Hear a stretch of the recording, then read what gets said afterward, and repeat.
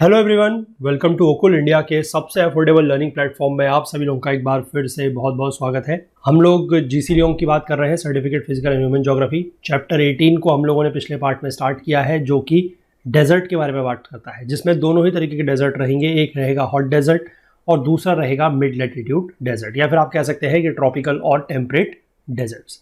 तो पिछले पार्ट में हम लोगों ने ये देखा कि कहाँ पर ये इस तरीके के डेजर्ट्स पाए जाते हैं, इनका डिस्ट्रीब्यूशन कहाँ कहाँ पर है, और हमने साथ ही में ये देखा कि यहाँ पर जो है बारिश कितनी होती है। हालांकि आप लोगों को पता है कि डेजर्ट में, रेगिस्तान में या मरुस्थल में बारिश ना के बराबर होती है ना, वही चीज़ हमने पीछे देखी।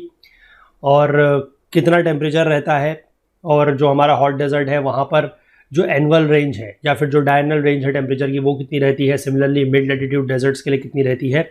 ये चीज़ें हमने जो है पिछले लेक्चर में पढ़ ली हैं पार्ट 1 में। आज हम लोग बात करेंगे पार्ट 2 में कि डेजर्ट्स में कौन कौन सी वेजिटेशन पाई जाती है, यानी कि कौन कौन सी वेजिटेशन यहाँ पर है उसके बारे में बात करेंगे। और फिर थोड़ा सा आगे बढ़ेंगे और यहाँ पर जो ह्यूमन लाइफ है, कि यहाँ पर जो लोग रहते हैं उनका रहन सहन कैसा है, वो क्या एक्टिविटीज़ करते हैं, है ना, क्या खाते हैं, क्या है, ये सब चीज़ें जो है हम इस पार्ट में देखेंगे। तो चलिए स्टार्ट करते हैं पार्ट 2।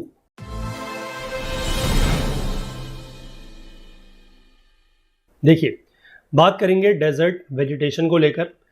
तो यहाँ पर क्या लिखा है कि all deserts have some form of vegetation, यानी कि जितने भी डेजर्ट होते हैं, जितने भी रेगिस्तान होते हैं, वहाँ पर कुछ ना कुछ वेजिटेशन, किसी ना किसी फॉर्म में जो वेजिटेशन है वो होता है। जैसे कि ग्रास, यानी कि घास हो सकती है छोटी मोटी, स्क्रब हो सकते हैं, स्क्रब मतलब झाड़ियाँ हो सकती हैं, है ना, हर्ब्स हो सकते हैं कुछ, रूट्स, वीड्स एंड बल्ब्स, इस तरीके की छोटे मोटी जो वेजिटेशन है वो हो सकती है। Though they may not appear green and fresh all the time, they lie dormant in the soil awaiting rain which comes at irregular intervals or once in many years। यानी कि इस तरीके की जो भी वेजिटेशन है, ये ग्रास है या स्क्रब, हर्ब्स वगैरह जो भी है, ये जरूरी नहीं है कि हमेशा आपको जो घास है वो ग्रीन दिखाई दे या फ्रेश दिखाई दे, है ना। ऐसा नहीं होगा। क्यों? क्योंकि ऑब्वियस ही बात है, वहाँ पर बारिश तो है नहीं, है ना, तो इसलिए पानी है नहीं, तो इसलिए वो ग्रीन या फ्रेश आपको हमेशा दिखाई दे, ऐसा पॉसिबल नहीं है। वो एक डॉर्मेंट मोड में रहते हैं। डॉर्मेंट मतलब मैंने आपको बताया था कि इनएक्टिव मोड में रहते हैं, मतलब मरे नहीं हैं बट दे आर इनएक्टिव। और वो इंतज़ार करते हैं किसका? बारिश का। और क्योंकि बारिश आपको पता है कि वहाँ पर इरेगुलर है, हमने पिछले पार्ट में भी बात की थी कि रेन इज़ वेरी अनरिलायबल, है ना, काफ़ी कम बारिश भी होती है और अनरिलायबल है, यानी कि इरेगुलर इंटरवल्स में होती है। और कभी कभी तो हमने देखा था कि वंस इन मैनी ईयर्स, यानी कि कई सालों के बाद जाके एक दिन थोड़ा सा बारिश होती है। तो उस समय का इंतज़ार ये जो ग्रास वगैरह है, ये जो वेजिटेशन वगैरह है, ये करती है। The environment so lacking in moisture and so excessive in heat is most unfavourable for plant growth and a significant vegetation can not be expected. अब यहाँ का जो एनवायरमेंट है वो हमें पता है कि उसमें नमी तो है नहीं, रिलेटिव ह्यूमिडिटी हमने देखा था कि 60% है, और फिर वो और कम होते होते 30% तक पहुँच जाती है। और गर्मी बहुत ज़्यादा है, टेम्परेचर्स दिन के बहुत ज़्यादा होते हैं। तो इस तरीके की जो कंडीशंस है कि मॉइस्चर बहुत कम है, टेम्परेचर बहुत ज़्यादा है, गर्मी बहुत ज़्यादा है, तो वो किसी भी प्रकार के प्लांट ग्रोथ के लिए अनफेवरेबल है। और इसीलिए यहाँ पर कोई सिग्निफिकेंट वेजिटेशन जो है वो हम एक्सपेक्ट नहीं कर सकते, ये ऑब्वियस सी बात है। But very rarely are there deserts where nothing grows. लेकिन ऐसा भी नहीं है कि वहाँ पर कुछ भी नहीं होता, मतलब ऐसे डेजर्ट्स हमको बहुत ही रेयर या बहुत कम चांस है कि हमें ऐसे डेजर्ट्स देखने को मिलें जहाँ पर कुछ भी नहीं उगता है। तो उगता क्या है? वेजिटेशन यही है, ये जो ग्रास वगैरह यहाँ पर दी है कि grass, scrub, herbs, weed, root, bulb, इस तरीके के होते हैं। लेकिन कोई सिग्निफिकेंट बहुत बड़े कोई पेड़ वगैरह या कोई इस तरीके के बहुत अच्छी जो वेजिटेशन है वो यहाँ पर आपको देखने को नहीं मिलेगी। क्यों? क्योंकि उसके लिए कंडीशन जो है वो फेवरेबल नहीं है। मॉइस्चर बहुत कम है, ह्यूमिडिटी बहुत कम है, टेम्परेचर बहुत ज़्यादा है ना, गर्मी बहुत ज़्यादा है। तो इस वजह से यहाँ पर आपको कोई बहुत बढ़िया ट्रीज वगैरह देखने को नहीं मिलेंगे। अब इसके बाद जो प्रीडोमिनेंट वेजिटेशन है कहाँ की? बोथ और मिड लैटिट्यूड डेजर्ट्स, यानी कि दोनों ही प्रकार के डेजर्ट की, ट्रॉपिकल डेजर्ट की भी और टेम्परेट डेजर्ट की भी, वो है जीरोफाइटिक या फिर ड्राउट रेजिस्टेंट स्क्रब। जीरोफाइटिक या ड्राउट रेजिस्टेंट मतलब जो सूखे को झेल सकते हैं, जो सूखे को रेजिस्ट कर सकते हैं, उस तरीके के पौधे यहाँ पर आपको देखने को मिलेंगे। This includes the bulbous cacti, है ना। Cacti is nothing but the full plural form of cactus. Cactus एक पेड़ होता है, आप लोगों ने देखा होगा, कांटे वाला पेड़ होता है, लोगों के घरों में भी लगा रहता है ना, तो that is known as cacti. तो वो होता है। थॉर्नी बुशेस हो सकती है, मतलब झाड़ वाली जो है थॉर्नी कांटों वाली झाड़ हो सकती है। लॉन्ग रूटेड वायरी ग्रासेस हो सकती है एंड स्कैटर्ड ड्वार्फ अकाशियास। ड्वार्फ मतलब छोटे, है ना, acacia is a type of a plant, है ना, पौधा होता है एक, वो भी ड्वार्फ होगा, छोटा होगा, क्योंकि ऑब्वियसली बात है बड़ा नहीं हो सकता, क्योंकि वहां पर ना तो सॉइल में कोई ज्यादा न्यूट्रिशन है और ना ही उसके पास मॉइस्चर और टेम्परेचर फेवरेबल है। ट्रीज जो है वो आपको बहुत ही कम देखने को मिलेंगे। Trees are rare except where there is abundant ground water to support clusters of date palms. कहीं कहीं पर आपको डेट पाम्स आपने सुना होगा, जिसको हिंदी में बोला जाता है खजूर, है ना। तो खजूर के पेड़ यहां पर आपको कहीं कहीं पर देखने को मिलेंगे, और वो भी वहां पर जहां पर काफी अच्छी मात्रा में आपको ग्राउंड वाटर मिलेगा, यानी कि जहां से आपको भूजल मिले, ग्राउंड वाटर मिले, वहां पर आपको थोड़ा बहुत खजूर के पेड़ देखने को मिल सकते हैं। अदरवाइज ट्रीज जो है वो यहां पर रेयर है, ट्रीज आपको देखने को नहीं मिलेंगे। अब इसके बाद जो वेस्टर्न कोस्टल डेजर्ट्स हैं, जहां पर हमने देखा कोल्ड करंट्स आ रहे हैं, जैसे कि हमने साउथ अमेरिका में देखा अल्टाकामा डेजर्ट है, नॉर्थ अमेरिका में हमने देखा कि हमारा जो मोआवे डेजर्ट है वो है ना। तो वहां पर क्या हो रहा है कि मिस्ट और फॉग जो है that is formed by the chilling of the warm air over cold currents roll inland and nourish a thin cover of vegetation. तो वहां पर क्या हो रहा है कि ये जो कोल्ड करंट्स आ रहे हैं, ये वार्म एयर बनी हुई है डेजर्ट्स के ऊपर, उसको थोड़ा बहुत ठंडा कर रही है, और उसके बाद वो थोड़ा सा इनलैंड की तरफ को जा रही है। इनलैंड मतलब वो जमीन की तरफ को अंदर को जा रही है, और उससे थिन कवर ऑफ वेजिटेशन जो है वो वहां पर उसको नरिशमेंट मिल रहा है, वो थोड़ा बहुत देखने को मिल सकती है।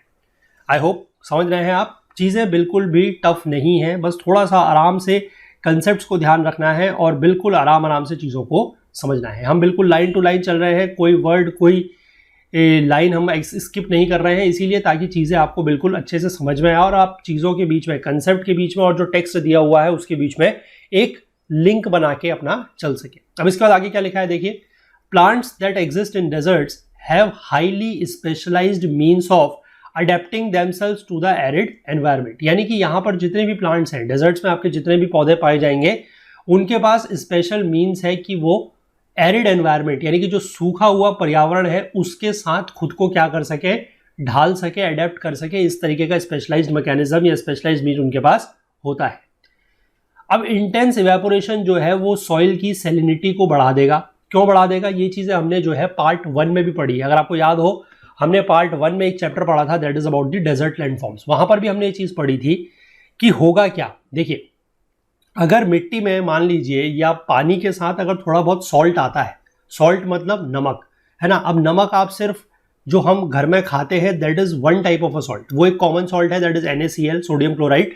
बाकी और भी बहुत तरीके के मिनरल सॉल्ट्स वगैरह होते हैं, है ना। तो पानी के साथ या मिट्टी में अगर कुछ इस तरीके के सॉल्ट्स हैं तो होगा क्या, अब पानी जब उड़ेगा, जब पानी का इवेपोरेशन होगा, वाष्पीकरण होगा, तो सिर्फ और सिर्फ पानी जो है वो इवेपोरेट होगा, पानी वेपर बनेगा और उड़ जाएगा। लेकिन जो मिट्टी में जो नमक है, जो सॉल्ट है, वो वहीं का वहीं रहेगा, है ना। तो इसकी वजह से वो क्या होगा, फिर वो इकट्ठा होते चले जाएगा और उससे क्या बनता है, हार्ड पैन। ये हमने पीछे पढ़ा हुआ है ना। यहां पर देखिए लिखा है कि increases the salinity of the soil so that the dissolved salts tend to accumulate on the surface forming the hard pans. वही है कि डिजॉल्व सॉल्ट जो होंगे वो वही रह जाएंगे, पानी जो है वो इवेपोरेट हो जाएगा, तो इसलिए वहां पर एक हार्ड पैन तरीके का बन जाएगा। हमने एक इसी तरीके के डेजर्ट में जो मतलब जहां पर ये सैलिनिटी कम बढ़ जाती है और हार्ड पैन्स बनते हैं, वहां पर एक तरीके के लेक की बात करी है।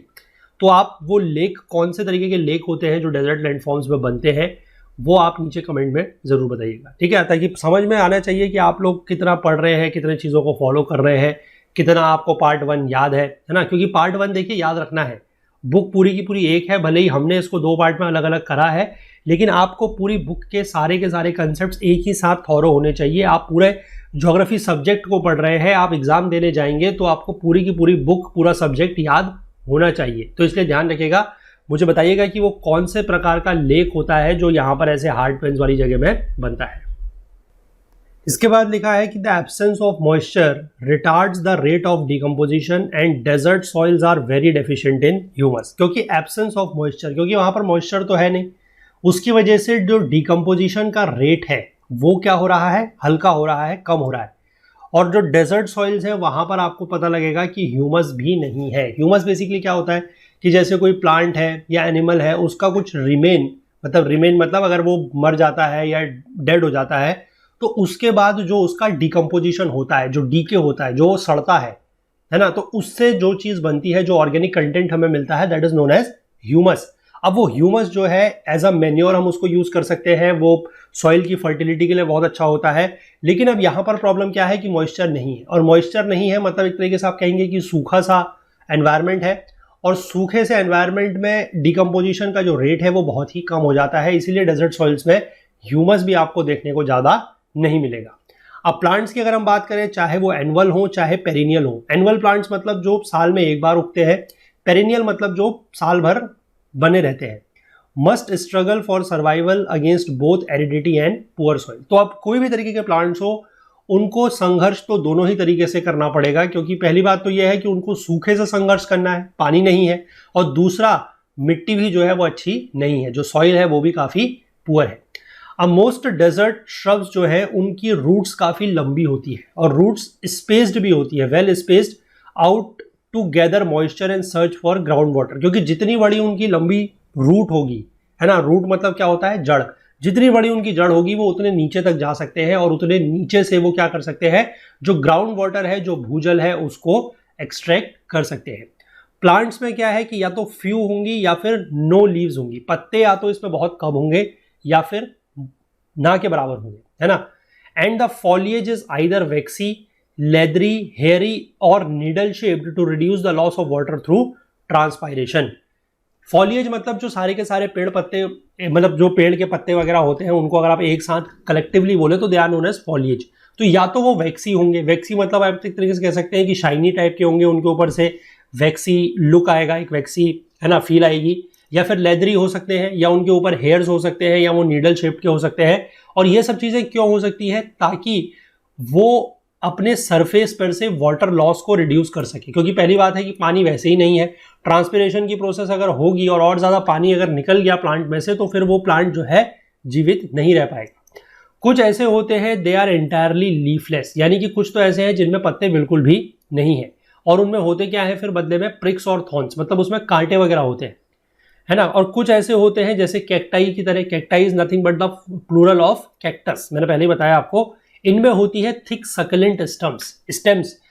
सकलेंट स्टेम्स का मतलब होता है कि आप कभी भी अगर आपके घर में भी लगा होगा कैक्टस, या आपने कहीं पर अगर देखा होगा, तो उसमें देखिएगा जो उसका तना होता है वो काफी मोटा होता है, और मोटा इसीलिए होता है ताकि उसके अंदर जो है वाटर स्टोर्ड रहता है लंबे ड्राउट्स को झेलने के लिए, क्योंकि बहुत समय तक यहाँ पर डेजर्ट में तो बारिश होनी नहीं है ना, इरेगुलर बारिश भी है, बहुत कम बारिश भी है, तो उसको झेलने के लिए, उसको बेयर करने के लिए वो क्या करता है, अपनी जो मोटा तना है, सकलेंट स्टेम है, उसके अंदर पानी को इकट्ठा करके रखता है। अगर आप लोगों के घर में कहीं पर भी कैक्टस वगैरह हो, तो आप एक काम करिएगा कि जो उसका स्टेम होगा उस पर हल्का सा किसी चीज से, कोई ब्लेड से या चाकू से हल्का सा एक कट लगा के देखिएगा, ठीक है, पूरा काटना नहीं है, हल्का सा कट लगा के देखिएगा, उसमें आपको देखिएगा अंदर से एक लिक्विड तरीके का बाहर आते हुए दिखेगा। तो वही वो सारा का सारा जो लिक्विड है वो स्टोर इसीलिए करके रखता है ताकि अगर गर्मी भी पड़े, और बहुत लंबे समय तक भी अगर गर्मी पड़े, तो तब भी वो उसको क्या कर सके, झेल सके, और उसके अंदर जो वाटर है वो उसका यूज कर सके। There are still others that shed their leaves during droughts, और कुछ ऐसे भी है जिनमें थोड़ा बहुत पत्ते हैं, तो वो ड्राउट जिस समय आता है, जिस समय सूखा पड़ेगा, वो उस समय अपने पत्ते जो है वो गिरा देंगे, शेड कर देंगे, और उसका भी कारण यही है कि पत्ते नहीं होंगे तो जो वाटर लॉस है वो कम होगा। The seeds of many species of grasses and herbs have thick tough skins to protect them while they lie dormant. अब जो बहुत सारे स्पीशीज है, घास है चाहे हर्ब्स है, उनके सीड्स तो होंगे, है ना, तो उनके जो सीड्स हैं या बीज हैं उसमें क्या होगा कि थिक और टफ स्किन होगी। स्किन मतलब जो उनके बाहर का एक तरीके से कह सकते हैं शेल है या छिलका है, वो काफी थिक होगा, यानी कि मोटा होगा, और टफ होगा यानी कि मजबूत होगा। और ऐसा इसलिए है ताकि वो जिस समय डोरमेंट मोड में पड़े हुए हैं, यानी कि जिस समय सूखा है, जिस समय डोरमेंट मोड में वो पड़े हुए हैं, वो प्रोटेक्टेड रहे, ताकि जिस समय वापस से अगर बारिश हो तो वो वापस से फिर सीडलिंग वगैरह बन सके। तो they germinate at once when their seeds are moistened by the next rain. तो अगली बारिश में जब उनको थोड़ा बहुत मॉइस्चर मिलेगा तो वो सीड जो है फिर से अंकुरित हो जाएंगे, जर्मिनेट हो जाएंगे। In short, all plants must adapt themselves to survive in such an inhospitable regions as the desert. तो मतलब अगर हम इसको शॉर्ट में कहें तो ये कह सकते हैं कि जितने भी प्लांट्स हैं उन सभी को क्या करना पड़ेगा, अडेप्ट करना पड़ेगा परिस्थिति के हिसाब से खुद को ढालना पड़ेगा ताकि वो डेजर्ट्स जैसे इनहॉस्पिटेबल रीजन मतलब जहां पर रहना पॉसिबल ही नहीं है ना, आम पेड़ों के लिए या और जगह के जो पेड़ पौधे हैं उनके लिए यहाँ पर रहना पॉसिबल ही नहीं है। तो ऐसी जगह पे रहने के लिए, सर्वाइव करने के लिए, अपने को जीवित बनाए रखने के लिए प्लांट्स को अडेप्ट तो करना ही पड़ेगा। तो यही बात आप लोगों के लिए भी है। आप लोग भी यहाँ से एक सीख ले सकते हैं कि आप लोग जो है एग्जाम की तैयारी कर रहे हैं, है ना, और आप लोगों को सभी को पता है कि यूपीएससी का एग्जाम है तो मतलब अच्छे लेवल का ही होता है, टफ ही हम इसको मानते हैं। तो इस एग्जाम की प्रिपरेशन के दौरान भी आपको अगर सर्वाइव करना है, सर्वाइव करना मतलब कि अगर आपको अपने काम में बने रहना है, अच्छे से पढ़ाई करते रहनी है और खूब मेहनत करनी है, आगे जाके जो है एग्ज़ाम क्लियर करना है, सक्सेस पानी है, तो उसके लिए आपको भी क्या करना पड़ेगा, अगर कोई भी परिस्थिति आ रही है तो उस परिस्थिति के हिसाब से खुद को अडेप्ट करना पड़ेगा। समझ गए बात? मतलब ये है कि गर्मी हो रही है तो आप ये नहीं कह सकते कि बहुत ज़्यादा गर्मी है, मैं नहीं पढ़ सकता या नहीं पढ़ सकती। बहुत ज़्यादा सर्दी है तो सर्दियों में जनरली ये होता है कि सुबह के समय पे, खासकर नॉर्थ इंडिया की बात मैं कर रहा हूँ, कि काफ़ी ज़्यादा कोहरा होता है ना, लोग मोटे मोटे वो ब्लैंकेट्स या रजाई वगैरह लेके सोते हैं, तो सुबह सुबह उठने का मन नहीं करता कि नींद आ रही है ना। तो ये सब चीज़ें आपको अपने लक्ष्य से, अपने टारगेट से दूर करेंगी, उसके पास नहीं लेके जाएंगी। पास आपको अपने टारगेट के, अपने लक्ष्य के, अपनी सक्सेस के वही चीज़ ले जाएगी जिसमें आप जितना ज़्यादा क्या करेंगे, परिस्थितियों के हिसाब से अडेप्ट करेंगे और चीज़ों से लड़ने की, है ना, मतलब अपने को जीवित बनाए रखने के लिए आपको चीज़ों से लड़ना पड़ेगा, हालात से, परिस्थितियों से लड़ना पड़ेगा। और वो लड़ने की क्षमता अगर आप अपने अंदर पैदा कर जाएंगे तो आपको जो है इस रण में या इस मुकाबले में जीतने से, विजयी होने से कोई भी नहीं रोक सकता है। तो इसलिए इन चीज़ों का ध्यान रखिएगा। थोड़ा बहुत जब आप ये चीज़ें पढ़ते हैं ना, तो कहीं ना कहीं मुझे ये लगता है कि ये चीज़ें हमारे ऊपर भी लागू होती है। जैसे मैंने डेजर्ट्स के ये वेजिटेशन पढ़ा तो यहाँ से मुझे एक फील आई कि यार ऐसा भी हो सकता है, और स्टूडेंट्स के लिए खासकर ये चीज़ें काफ़ी ज़्यादा ज़रूरी है। हालांकि जो स्टूडेंट्स की लाइफ से अगर आप आगे निकल जाएंगे, एस्पिरेंट की लाइफ से आगे निकल जाएंगे, आप जो है IAS IPS बन जाएंगे, तो उसके बाद फिर क्या है कि आपकी लाइफ में चैलेंजेस खत्म नहीं होते। चैलेंजेस तो रहेंगे बट उनका जो एक फॉर्म है वो बदल जाएगा। तो वहाँ पर फिर आपका जो ये अडेप्ट आपको करनी है चीज़ों को लेकर या हालात को लेकर, या आपको जो अपना सर्वाइवल करने के लिए जो स्ट्रगल कर रहा है उसका एक रूप बदल जाता है ना। तो स्ट्रगल तो देखिए हमेशा ही ज़िंदगी में रहेगा। बचपन में भी आपको लगता था, जब आप स्कूल में थे तब भी लगता होगा, कॉलेज में आए होंगे तब भी लगता होगा, अभी पढ़ रहे हैं तब भी लग रहा है, आगे जॉब लग जाएगी, IAS IPS बन जाएंगे, सिविल सर्वेंट बन जाएंगे, तो उसके बाद भी रहेगा। तो स्ट्रगल हमेशा रहेगा, लेकिन हमेशा क्या करते रहना है, हालात के साथ खुद को ढालते रहना है, अडेप्ट करते रहना है, लड़ते रहना है परिस्थितियों से, अपने आप से, खासकर अपने आप से आपकी लड़ाई होनी चाहिए कि whatever you did yesterday you have to become at least 1% better. जो आप कल थे, आपको उससे आने वाले कल में 1% और बेहतर बनने की कोशिश करनी है। 1% भी अगर आप बेहतर बनते जाएंगे तो आपको at the end of the year काफ़ी ज़्यादा जो है अपने अंदर एक पॉजिटिव चेंज, एक सकारात्मक परिवर्तन देखने को मिलेगा। चलिए, थोड़ा बहुत इस तरीके की बातें मैं बीच बीच में इसीलिए करता रहता हूँ ताकि उसके दो चीज़ें हैं या दो मायने हैं मैं कहूँगा। एक तो यह है कि थोड़ा सा आपको सब्जेक्ट से अगर बोर होने लगते हैं, कभी कभी ऐसा होता है लोगों को, मैंने देखा है खुद भी ये चीज़, कि वीडियो भी अगर वो देख रहे हैं तो पढ़ते पढ़ते कभी कभी चीज़ें इतनी ज़्यादा मतलब एक जैसी मोनोटोनस होने लग जाती है कि उनकी आंखें बंद होने लगती है, नींद आने लगती है ना। एक तो ये बात है, और दूसरी बात यह है कि थोड़ा बहुत ज्ञान देना ज़रूरी है ना, क्योंकि अदरवाइज बुक तो देखिए आप खुद भी पढ़ सकते हैं, है ना। बुक पढ़ना is not the task. Book आप खुद भी पढ़ सकते हैं, चीज़ें आप खुद भी समझ सकते हैं, लेकिन जो एक मेंटर का, एक गाइड का जो रोल है वो ये है कि थोड़ा सा आप लोगों को ऊर्जावान बनाए रखना, एनर्जेटिक बनाए रखना, और आप लोगों को ये भरोसा दिलाए रखना कि आप लोग जो है बिल्कुल कर सकते हैं। क्योंकि ऐसा भी होता है कि लोगों के मन में कभी पढ़ाई कर रहे हैं काफ़ी दिनों तक कर रहे हैं, लेकिन फिर भी मन में एक किसी कोने में ये एक डाउट या एक ये मतलब लगता है कि यार हमारा होगा नहीं होगा है, या कभी आपको डिमोटिवेशन सा फील होता है, डिप्रेशन में आप आज चले जाते हैं कि यार नहीं हो रहा है, बहुत समय से पढ़ रहे हैं, बहुत सालों से तैयारी कर रहे हैं, नहीं हो रहा है। तो ऐसा नहीं है, समय आएगा। अगर आप मेहनत कर रहे हैं, सच्ची मेहनत अगर आप कर रहे हैं, लगन के साथ मेहनत कर रहे हैं, तो भले ही आपकी जो सक्सेस है या भले ही आपकी जो सफलता है वो थोड़ा सा डिले हो सकती है, हो सकता है कि किसी का पहले अटेम्प्ट पे हो जाए, आपका दूसरे तीसरे अटेम्प्ट तक भी ना हो, तो आप जो है ये बड़ा ही स्वाभाविक है कि आप लोग जो है डिप्रेशन में चल जा सकते हैं या आपको इस तरीके की टेंशन हो सकती है,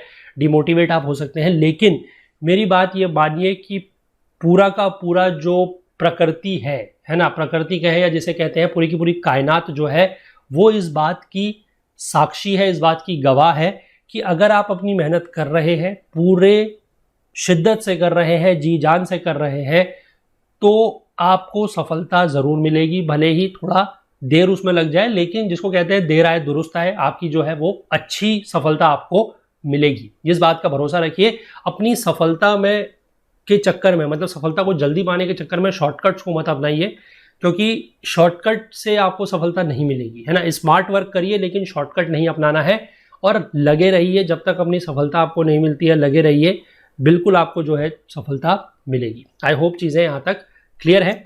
चलिए, इस तरीके की थोड़ा बहुत बातें बीच बीच में करते रहनी ज़रूरी है ताकि थोड़ा सा आंखें वगैरह भी खुलती है।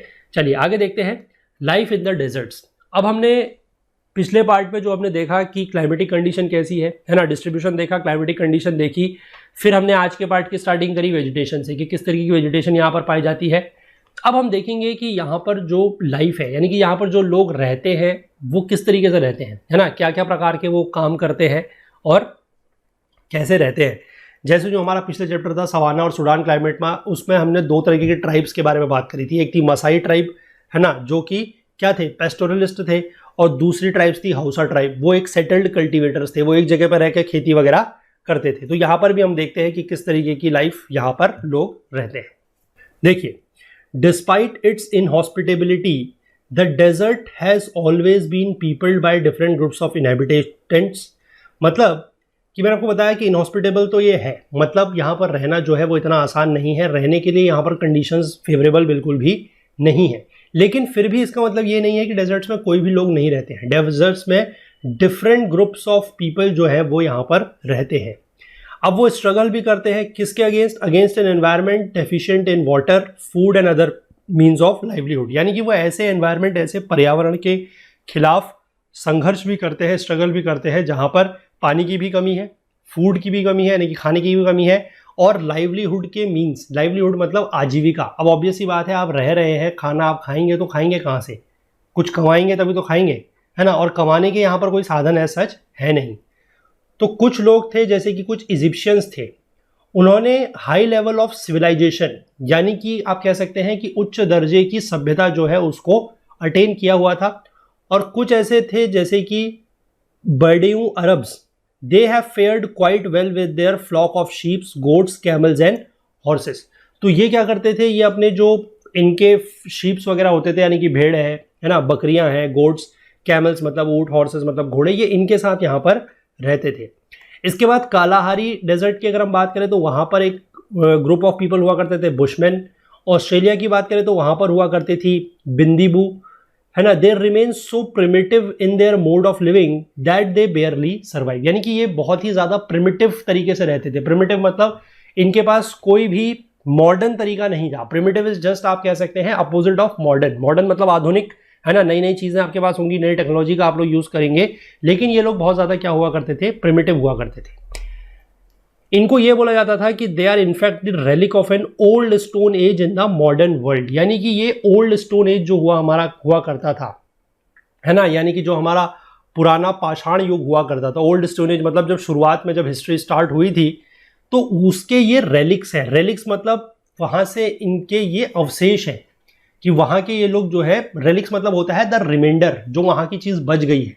तो इनको ये माना जाता था कि ये ओल्ड स्टोन एज के रेलिक्स हैं जो आज के मॉडर्न वर्ल्ड में हमें देखने को मिल रहे हैं। मतलब ये लोग इतने ज़्यादा प्रिमिटिव थे, इतने ज़्यादा इनके जो तौर तरीके थे रहने के और बाकी सब चीज़ों के, वो इतने ज़्यादा पुराने थे। The desert inhabitants may be grouped under the following categories. तो अब हम एक एक करके कैटेगरीज के बारे में बात करेंगे। सबसे पहले है the primitive hunters and collectors. Primitive मतलब वही पहले वाले, ठीक है। हंटर्स एंड कलेक्टर्स क्या है, देखिए। ऑफ द प्रिमिटिव टाइप्स, जो बुशमैन ट्राइब है कहाँ की, ध्यान रखेंगे, बुशमैन ट्राइब है कालाहारी की, और बिंदीबू ट्राइब कहाँ की है, they are of the Australia, है ना। They are the best known, यानी कि ये किस तरीके के हैं, प्रिमिटिव हंटर्स एंड कलेक्टर्स प्रकार के। Both the tribes are nomadic hunters and food gatherers. आप लोगों को अगर याद हो, आप लोगों ने अगर एंशिएंट हिस्ट्री पढ़ी है, तो वहां पर जो पहले फॉर्म ऑफ ह्यूमंस हुआ करते थे, the first form of humans या जिनको अर्ली मैन हम बोलते थे, वो क्या होते थे, वो यही थे, वो हंटर्स और गैदरर्स ही थे, क्योंकि खाना तो उनको खाना था, है ना, जानवर उनको दिखते थे, वो जानवर को मारते थे और उनको खाते थे, है ना, कलेक्ट करते थे, हंट करते थे और फूड को गैदर करते थे। वहां पर बेसिकली आपको पता है कि कोई भी क्रॉप्स नहीं होती थी और एनिमल्स को डोमेस्टिकेट भी नहीं करते थे, यानी कि एनिमल्स को पालते भी नहीं थे। जो बुशमैन थे, they roam the Kalahari desert with their bows and poisoned arrows, spears, traps and snares. तो ये जो बुशमैन लोग थे, ये क्या करते थे, कालाहारी डेजर्ट में घूमते थे अपने बाण वगैरह लेके, है ना, बाण, धनुष बाण लेके, स्पीयर्स मतलब उस तरीके के जो भी भाला वगैरह है वो लेके, ट्रैप्स मतलब जाल वगैरह लेके। तो ये किस लिए घूमते होंगे? ऑब्वियस सी बात है, ये हंटिंग करने के लिए ही घूमते होंगे। They are not only skilful and strong but have great endurance, यानी कि अब जानवर पकड़ने के लिए भी देखिए स्किल तो चाहिए, है ना, कौशल तो आपको चाहिए। तो ये स्किलफुल भी थे, काफी स्ट्रॉन्ग भी थे और इनके पास जो है एंड्योरेंस भी बहुत बढ़िया थी। एंड्योरेंस मतलब आप कह सकते हैं कि सहनशीलता, है ना, सहनशीलता या सहन शक्ति जो थी वो भी इनके पास बहुत थी। In order to capture their prey, यानी कि अपने शिकार को पकड़ने के लिए इनको बहुत ज्यादा क्या होना पड़ता था, पेशेंट, मतलब बहुत ज्यादा धैर्य से, बहुत ज्यादा धीरज से काम लेना पड़ता था। And if necessary they run miles, many miles to track down the wounded animals, और अगर कभी जरूरत पड़ती थी तो ये अपने शिकार को पकड़ने के लिए, जो वुंडेड एनिमल है, जो घायल जानवर है, उनको पकड़ने के लिए मीलों तक उनके पीछे भागा भी करते थे। और इस तरीके से ये एंटीलोप वगैरह को मारते थे। एंटीलोप मैंने आपको पिछले लेक्चर में फिगर्स वगैरह दिखाई थी, तो वहां पर बताया था कि एंटीलोप एक जो हिरन होता है उसी की एक स्पीशीज है, ठीक है, उसी प्रकार का एक होता है, डियर की प्रजाति है, और बाकी कुछ स्मॉलर एनिमल्स को भी ये पकड़ते थे। तो जो आदमी लोग थे वो ये काम करते थे। जो इनकी महिलाएं और बच्चे हुआ करते थे वो छोटे मोटे इंसेक्ट्स जो है उसको, रोडेंट्स, है ना, लिजर्ड्स, इनको पकड़ते थे और फिर हनी, रूट्स, ग्रास, ग्रब्स, इस तरीके की चीजों को गैदर किया करते थे। ग्रब्स का मतलब होता है लार्वा, किसी एनिमल का जो लार्वा होता है उसको ये कलेक्ट करते थे। तो आप ये समझ गए कि ये खाने का बेसिकली क्या कर रहे हैं, ठीक है, एनिमल्स को क्यों पकड़ रहे हैं, ऑब्वियस सी बात है, फॉर फूड। अब great skill is required in obtaining water in the desert. अब अगर आपको जो रेगिस्तान है वहां पर अगर आपको पानी चाहिए तो उस पानी को निकालने के लिए और उस पानी को इकट्ठा करने के लिए आपको बहुत बढ़िया स्किल चाहिए, यानी कि बहुत बढ़िया कौशल चाहिए। अब इसमें ये करते क्या थे, देखिए इनका तरीका देखिए कितना बढ़िया था कि due is carefully gathered from leaves early in the morning, यानी कि रात को पत्तों के ऊपर जो ड्यू पड़ती थी, ड्यू मतलब एक तरीके से आप कह सकते हैं, आपने देखा होगा कभी सुबह सुबह सर्दियों के दिनों में स्पेशली ये होता है कि पत्तों के ऊपर कुछ पानी की बूंदें से होती है जिनको ओस बोलते हैं, है ना। तो ये क्या करते थे कि उस ओस को लीव्स से अर्ली मॉर्निंग, यानी कि सुबह सुबह उसको ये गैदर करते थे और उसको ये स्टोर करते थे जो ऑस्ट्रिच होता है उसके शेल्स के अंदर। अब इनके पास कोई ऐसा बर्तन तो है नहीं, आज की डेट में हमारे पास तो क्या है, पानी इकट्ठा करना है तो पानी के लिए बोतल है ना, कोई, या फिर अगर किचन वगैरह में बात करें तो कोई बर्तन है, लेकिन इनके पास ऐसा तो कुछ है नहीं। इनके पास क्या था, ऑस्ट्रिच शेल्स। तो ये ऑस्ट्रिच के शेल्स में वो ड्यू का जो पानी होता था पत्तों से उसको कलेक्ट करके इकट्ठा करते थे। Very often it is necessary to dig a hole in damp sand and suck the water up from the ground through a hollow reed. और कभी कभी ये लोग ऐसा भी करते थे कि जहां पर इनको लग रहा है कि जो सैंड है, यानी कि जो रेत है, वो थोड़ा सा डैम्प है, थोड़ा सा गीली है, तो वहां पर ये क्या करते थे, होल डिग करते थे, मतलब गड्ढा खोदते थे और वहां से किसी होलो रीड के थ्रू ये पानी को ऊपर सक करते थे। होलो रीड मतलब एक तरीके से आप मान लीजिए कोई ऐसा, जैसे बैम्बू होता है ना, बैम्बू क्या होता है कि बैम्बू को अगर आप काटेंगे तो अंदर से वो खोखला होता है, तो उसको ऐसा हम पाइप की तरह यूज कर सकते हैं पानी को सक करने के लिए। तो वैसे ही ये यूज करते थे ग्राउंड वाटर को भी। This is often a very slow process. अब ऑब्वियस ही बात है कि पानी वहां वैसे भी नहीं होता, उसको पानी को खींचना और वो करना इतना आसान तो है नहीं, तो वो प्रोसेस भी काफी ज्यादा क्या हुआ करता था, स्लो हुआ करता था। अब ये बुशमैन जो है ये आइदर वियर करते थे क्या, लॉइन क्लोथ या गो वर्चुअली नेकेड। लॉइन क्लोथ क्या होता है, लॉइन क्लोथ अगर मैं आपको बताऊं, इज द बेस्ट एग्जांपल, जो धोती होती है ना, जो गांधी जी थे, गांधी जी की धोती आप लोगों ने देखी थी, है ना, वो होती थी लॉइन क्लोथ। वो उस तरीके का जो कपड़ा होता है उसको बोलते हैं लायन क्लोथ, ठीक है, लायन नहीं है, लॉइन है। और या फिर वो नेकेड ही रहते थे, मतलब बिना कपड़ों के ही रहते थे। ये ट्रैवल किया करते थे स्मॉल फैमिली ग्रुप्स में and they live together in open scherms. ये शेम्स क्या होते थे, ये एक hollow dug beneath a thorn tree, यानी कि कोई ऐसा पेड़ जहां पर बहुत सारे कांटे वगैरह होते थे जिसमें उसके नीचे ये क्या करते थे, गड्ढा वगैरह करते थे, वहां पर रहते थे और वो बुश के द्वारा यानी कि घास वगैरह झाड़ी वगैरह के द्वारा वो चारों तरफ से उसमें सराउंड किया जाता था। और रात में क्या करते थे कि वहां पर जो है आग वगैरह जलाते थे ताकि फैमिली को जो है ये अपनी वार्म रख सके, क्योंकि ये चीज़ हमने देखी है कि दिन में बहुत ज़्यादा गर्मी होती है डेजर्ट में, रात को बहुत ज़्यादा सर्दी पड़ती है, तो उस चीज़ का भी इनको ध्यान रखना पड़ता था। तो ये तो हमने बात कर ली किसकी, जो हमारे कालाहारी डेजर्ट की बुशमैन ट्राइब है उसके बारे में। अब हम बात करेंगे जो ऑस्ट्रेलिया की बिंदीबू या अबॉर्जिन्स है उनका क्या हिसाब है। They live in very much the same way as the Bushman, तो ये भी बुशमैन की तरह ही रहते हैं। ये कैसे हैं, लीन है एंड डार्क है। लीन मतलब एक तरीके से कह सकते हैं कि बहुत ज़्यादा आपको फैटी तरीके के नहीं दिखाई देंगे, ये लोग दुबले पतले से होंगे लेकिन हेल्दी है। ठीक है, ये ध्यान रखना है कि बीमार लोग नहीं हैं, हेल्दी लोग हैं। ये स्किल्ड ट्रैकर्स हैं and some of them use wooden throwing sticks और बूमरैंग्स एंड स्पेयर्स। ये थोड़ा सा उनसे ज़्यादा स्किल्ड लग रहे हैं, है ना। ये अपने जानवरों को, अपने शिकार को ट्रैक करने के लिए थोड़ा सा इनके पास स्किल ज़्यादा है। ये वुडन थ्रोइंग स्टिक्स इसका यूज़ करते थे या फिर बूमरैंग्स, स्पीयर्स, इन चीज़ों का यूज़ करते थे। ये यहाँ पर देखिए एक प्रकार के एनिमल को भी डोमेस्टिकेट कर रहे हैं, जहाँ पाल रहे हैं, जो है डिंगो। ये एक वाइल्ड डॉग है that assist them in tracking down the kangaroos, rabbits and birds. लेकिन ये उसका इस्तेमाल भी क्या कर रहे हैं कि वो क्या करता है, वो डॉग जो है वो कंगारू को, जो कंगारू है, जो रैबिट्स है, जो बर्ड्स है, उनको ट्रैक करता है और उसके बाद जब उनको पता लग जाएगा तो वहाँ पर जाके ये उसको मार सकते हैं। विमेन क्या करेंगी, इनकी भी विमेन वही कर रही हैं, grass, roots, seeds, berries, moles and insect, इन सबको कलेक्ट कर रही हैं ताकि वो अपने डाइट को उससे सप्लीमेंट कर सकें। Like the wandering Bushmen, the Bindibu move in family groups in search of fresh hunting grounds. मतलब बुशमैन भी फैमिली ग्रुप्स में ही मूव कर रहे थे, ये भी एक तरीके से फैमिली ग्रुप में ही मूव कर रहे हैं। और क्यों मूव कर रहे हैं, ताकि ये फ्रेश हंटिंग ग्राउंड्स के तलाश में, क्योंकि ऑब्वियस ही बात है एक जगह पर अगर आप रह रहे हैं तो वहां पर जानवर कितने होंगे, है ना। आप एक बार जानवर मारते रहेंगे तो कुछ समय के बाद तो उस एरिया के जानवर खत्म हो जाएंगे, तो फिर आपको अगर हंट भी करना है तो आपको नई जगह जाना पड़ेगा। तो ये ऐसा मूव इसलिए करते रहते थे। But one distinct difference is that they always stay close to a water supply as they still have not devised a means of tapping and storing water. लेकिन इनका और जो पीछे बुशमैन ट्राइब थी उसमें एक अंतर यह है कि बुशमैन ट्राइब तो जो है हमने देखा कि पानी कलेक्ट करने के लिए क्या करती थी, है ना, वो ग्राउंड वाटर भी जो है वो हॉलो रीड से सक कर सकती थी या फिर वो ड्यू वगैरह का पानी ऑस्ट्रिच के शेल में इकट्ठा करते थे। लेकिन इनके पास इस तरीके के कोई भी, मतलब इनके पास ऐसा स्किल या इनके पास ऐसी नॉलेज नहीं थी कि ये पानी को कैसे टैप कर सकते हैं और स्टोर कर सकते हैं। तो बेसिकली ये क्या करने लगे, ये रहने लगे पानी के पास वाली जगहों पर, है ना। तो पानी के पास वाली जगहों पर ये रहते थे।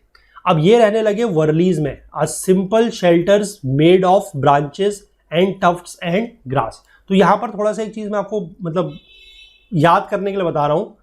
शेर्म्स जो है, scherms are the shelter homes of the Bushman tribe of Kalahari desert, और वहीं जो ये वर्लीज हैं they are the shelters of the Bindibu tribes of the Australia. ठीक है, तो ये ध्यान रखेंगे थोड़ा सा। कभी कभी इस तरीके की चीजें जो है आपसे पूछी जा सकती हैं, या फिर आप इस तरीके की चीजें जो है अपने आंसर वगैरह में कभी अगर जरूरत पड़ती है तो लिख सकते हैं। तो आई होप यहाँ तक आप समझे पहले जो हमारे ये हंटर्स गैदरर्स थे उनके बारे में। अब इसके बाद हम बात करेंगे दूसरे प्रकार के जो ग्रुप हैं, that is your nomadic herdsmen. ये पीपल क्या है, देखिए, these people represent a more advanced group of desert dwellers who pursue a livestock economy. Livestock मतलब इनके पास अब पशु वगैरह है, ये पशु वगैरह पालते हैं। ठीक है, they ride on animals instead of walking and are heavily clad against the blazing sun and storming winds and chilly nights. यानी कि अब ये पैदल नहीं चलते, जैसे पुराने वाले हमने देखा दोनों के दोनों वो पैदल चलते थे, ये पैदल नहीं चलते। ये इनके पास एनिमल्स हैं तो ये एनिमल्स के ऊपर चलते हैं, एनिमल्स के ऊपर राइड करते हैं, और ये अपने आप को बहुत ज़्यादा हैवीली क्लेड करके रखते हैं, मतलब ढके हुए रखते हैं। किससे, वो तो हमने पीछे भी देखा था कि बहुत तेज सूरज चमकता है, उससे स्टॉर्मी विंड्स है, चिली नाइट्स है, उसकी वजह से। अब इसमें जो ट्राइब का नाम दिया है या जो ग्रुप का नाम दिया है that is Bedouin of Arabia. They ride on horses, ये घोड़ों के ऊपर सवारी करते थे, and live in tents, tents में रहते थे। जो सहारा के ट्वारिग्स हैं वो कैमल के ऊपर राइड करते थे, एंड ड्वेल इन ग्रास जेरिबा, जेरिबा नाम की ग्रास होती थी उसके ऊपर ये रहते थे। और जो गोबी के मंगोल्स हुआ करते थे वो हॉर्सेस के ऊपर राइड करते थे, एंड हर्ड देयर याक्स, मतलब याक्स वगैरह को चराने के लिए, और रहते थे पोर्टेबल यर्ट्स में। यर्ट्स एक प्रकार का टेंट होता है। बर्डियू जो है they are the best example of the desert group who have fared well as nomadic herdsman. तो नोमैडिक हर्ड्समैन की तरह हम जिस भी ग्रुप को या ट्राइब को अगर अच्छे से जान सकते हैं तो उसका जो बेस्ट एग्जांपल है दे आर बर्डियू। Besides keeping large flocks of animals, यानी कि एक तो इनके पास जानवरों का जो झुंड है वो बहुत बड़ा है, साथ ही साथ ये जो कारवान मर्चेंट्स या ओएसिस पीपल हैं उनके साथ भी इंगेज होते थे ट्रेड को लेकर। ओएसिस क्या होता है? ओएसिस अभी मैं आपको आगे बताऊंगा, ओएसिस आएगा। ओएसिस बेसिकली आप ये कहिए कि कहीं पर आपने मान लीजिए डेजर्ट के बीच में थोड़ा सा एक पानी का तालाब सा देखा होगा, है ना, या एक पूल सा देखा होगा, that is known as oasis. तो उसके आसपास जो लोग रहते हैं उनकी लाइफ काफ़ी ज़्यादा सेटल्ड है, वो भी आगे जाके थोड़ा बहुत और देखेंगे, है ना। तो उनकी लाइफ बहुत ज़्यादा सेटल्ड है, तो उनके साथ ये लोग भी क्या करते थे? ट्रेड वगैरह करते थे। All round the year the बर्डियू wander with their herds in search of water and green pastures. और इनके जो भी जानवर थे उनके हर्ड्स के साथ ये साल भर घूमते रहते थे। क्यों? पानी की तलाश में और ग्रीन पैस्चर्स की तलाश में। ऑब्वियस सी बात है, अब अगर कोई जानवर आपके पास है, अगर आपके पास लाइव स्टॉक है तो उसको खिलाएंगे क्या, है ना। घास खिलाने के लिए आपको ऐसी ग्रीन पास्चर्स वाली जमीन चाहिए, तो उसके तलाश में ये हमेशा साल भर घूमते रहते थे। There wealth is there animals, उनकी जो वेल्थ है वो क्या थे? उनके एनिमल्स। और एनिमल्स क्या क्या थे? जैसे sheep, goats, camels and perhaps few horses, और कुछ घोड़े भी इनके पास हुआ करते थे। एनिमल्स इनको क्या प्रोवाइड करते थे? With all that they require, यानी कि जो भी इनको चाहिए होता था, जैसे कि डेली के लिए मिल्क, है ना, चीज़ चाहिए होता था, ओकेजन्स में कभी कभी उनका ये मार के मीट भी खा लेते थे, तो ये सब चीज़ें एनिमल्स इनको प्रोवाइड करते थे। एनिमल्स की जो स्किन है या जो खाल है ये उसको लेदर की तरह या हाइड की तरह यूज़ करते थे टेंट वगैरह बनाने के लिए, clothing, belt, footwear, water bags, ये सब बनाते थे ये एनिमल्स की स्किन वगैरह से। उनके जो बाल थे, जो हेयर्स और वूल वगैरह होते थे, उससे ये बनाते थे अपने कपड़े, क्लोथ्स, मैट्स, है ना, यानी कि एक तरीके से बिछाने के लिए चटाई वगैरह, रस्सी, रग्स, कारपेट, ये चीज़ें बनाया करते थे। और इन्हीं चीज़ों को ये सिर्फ अपने लिए ही यूज़ नहीं करते थे, बल्कि ये इनको जो ट्रेडिंग स्टेशंस हुआ करते थे या फिर जो ओएसिस के पास वाले लोग होते थे उनके साथ एक्सचेंज भी करते थे। और उससे ये क्या करते थे? ये ऐसी चीज़ें उनसे एक्सचेंज में लेते थे जैसे कि डेट्स मतलब खजूर, grains, beverages, medicine, fire arms and other manufactured articles, क्योंकि ये सब चीज़ें इनके पास अवेलेबल नहीं थी। जो चीज़ इनके पास हुआ करती थी ये उनको देते थे और उनसे बदले में ये सारी चीज़ें ले लिया करते थे। जो बेडून्स थे they move in groups of about 100। अब इनका ग्रुप देखिए थोड़ा सा बड़ा हो गया। हमने जो पीछे वाले दोनों ट्राइब्स देखी थी उनका ग्रुप क्या था? वो फैमिली में मूव करते थे, पर ये लगभग हंड्रेड्स के आसपास में मूव करते हैं। और ये एक regular pattern of routes use करते हैं along which are scanty patches of pastures, जहां पर थोड़ा बहुत पास्चर्स वगैरह मिलते थे, वेल्स, कुएं, स्प्रिंग्स वगैरह होते थे, ये उसके एक डिफाइंड इनका रूट हुआ करता था, उस पर ये लोग चलते थे। In this manner one group rarely clashes with the other in search for new grounds to pitch their tents. और इस तरीके से, क्योंकि सबके अपने अपने रूट्स डिफाइंड हुआ करते थे, तो ये भी था कि एक ग्रुप जो है वो दूसरे ग्रुप के साथ क्लैश वगैरह, उसका जो लड़ाई झगड़ा है वो भी नहीं होता था। और जब इनको कहीं दूसरी जगह में ऐसा प्रॉपर जगह मिल जाती थी कि अपने एनिमल्स के लिए ग्रीन पास्चर वगैरह लैंड मिल गया, थोड़ा बहुत पानी वगैरह मिल गया, तो ये वहां पर अपना टेंट वगैरह लगा के फिर रहते थे। Since they move so often they always travel light and only the essentials are carried along. और ये क्योंकि मूव बहुत ज़्यादा करते थे, क्योंकि ऑब्वियस सी बात है ये कहीं पर एक जगह पर रहेंगे, फिर वहाँ की घास वगैरह खत्म हो जाएगी तो फिर ये दूसरी जगह जाएंगे, है ना, पानी खत्म हो जाएगा फिर दूसरी जगह जाएंगे, तो ये चलते रहते थे। मतलब कुछ दिन एक जगह पर रुके, फिर कुछ दिन के बाद दूसरी जगह चले गए, तो ये बहुत ज़्यादा ट्रैवल करते थे। अब ये ज़्यादा ट्रैवल करते थे तो इसी वजह से दे ट्रैवल लाइट, मतलब ये बहुत ज़्यादा सामान अपने साथ कैरी करके नहीं चलते थे, सिर्फ उतना ही सामान लेके जाते थे जितना इनको ज़रूरी होता था, वही ले जाते थे, बाकी चीज़ें ये नहीं ले जाते थे। और एक जगह से दूसरी जगह ये घूमते जा रहे हैं, इसीलिए इनका नाम क्या पड़ा हुआ है? They are nomadic herdsmen. Nomad मतलब बंजारे जो एक जगह से दूसरी जगह घूम रहे हैं, और ये हर्ड्समैन है क्योंकि इनके पास क्या है? एनिमल्स के हर्ड्स हैं या झुंड है, तो उनके साथ ये लोग जो है मूव कर रहे हैं। तो चलिए इस पार्ट को इतना ही रखते हैं। इस पार्ट में हम लोगों ने बात कर रही है जो वेजिटेशन है उसके बारे में, और हमने दो प्रकार के जो यहाँ पर लोग रहते हैं, जो एक तो आपके जो हंटर्स गैदरर्स हैं उनके बारे में बात करी, जिसमें हमने दो ट्राइब्स के बारे में बात करी है, एक हमारी कालाहारी की है, एक ऑस्ट्रेलिया की है। और उसके बाद हमने बात करी जो नोमैडिक हर्ड्समैन है उनके बारे में, जो अपने हर्ड्स को लेकर नोमैडिक कल्चर यूज़ करते हैं या नोमैडिक कल्चर को अपनाते हैं, फॉलो करते हैं। तो आई होप ये बात आप समझ गए होंगे। अब इसमें 2-3 प्रकार के और चीज़ें बताई गई हैं। मतलब जैसे यहाँ पर आपको नाम दिख रहा है कि कैरावान ट्रेडर्स, है ना। अब ये क्या है, फिर किस तरीके से थोड़ा सा डेजर्ट में कुछ जगह ऐसी भी हैं जहाँ पर सेटलमेंट वगैरह हो रहा है, तो उन चीज़ों की बात हम लोग जो है अगले लेक्चर में करेंगे और अगले लेक्चर में ही हम इस चैप्टर को भी कंप्लीट कर लेंगे। तो कंटेंट रिलेटेड अगर आपको कोई डाउट होता है तो आप हमारा टेलीग्राम का ग्रुप ओकुल जीएस यूपीएससी डिस्कशन फोरम जो है इसको ज्वाइन कर सकते हैं। इसको आप टेलीग्राम में सर्च करिएगा, वहाँ पर आपको ये मिल जाएगा। फुल कोर्स में आप लोग एनरोल करे हुए हैं तभी आप ये वीडियो देख पा रहे हैं, अदरवाइज ये वीडियोस आपको नहीं दिख पाते क्योंकि ये वीडियो सिर्फ और सिर्फ वेबसाइट पर अवेलेबल है। टेक्निकल क्वेरी अगर आपको कोई भी आ रही है, मतलब कोर्स को एक्सेस करने में या कुछ भी और इशू हो रहा है हमारी वेबसाइट के साथ, तो आप हमें जो है support@okul.co पर संपर्क कर सकते हैं, या फिर नीचे कमेंट सेक्शन में भी आप अपनी जो भी प्रॉब्लम है उसको बता सकते हैं, या फिर आप हमसे और ज़्यादा फीडबैक्स वगैरह अपने देने के लिए, सजेशंस देने के लिए social media platforms Facebook, Instagram, LinkedIn और ट्विटर के थ्रू भी जुड़ सकते हैं। तो चलिए मिलेंगे अगले लेक्चर में, इस चैप्टर को हम लोग कंप्लीट करेंगे। तब तक के लिए अपना बहुत बहुत ध्यान रखिएगा। Please do take care of yourself. Thank you, have a nice day, bye bye.